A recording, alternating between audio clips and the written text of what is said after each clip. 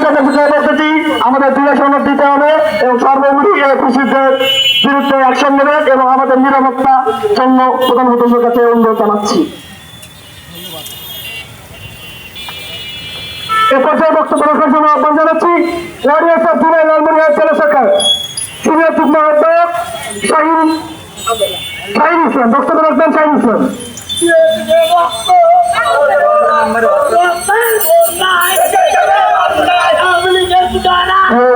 আসসালামু আলাইকুম।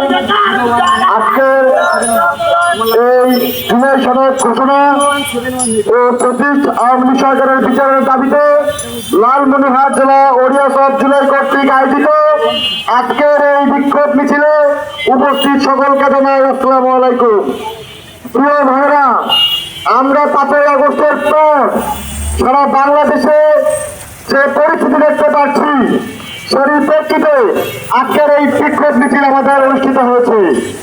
আমরা লক্ষ্য করেছি এই 25 আওয়ামী লীগ সরকারের দোষরদেরকে অন্য কোন জেলায় কি হয়েছে আমি জানি না, আমার কাছে যে তথ্য রয়েছে লালমনিরহাট জেলায় এই পর্যন্ত 144 জনের অধিক আওয়ামী লীগ দোষরদেরকে গ্রেপ্তার করা হয়েছে।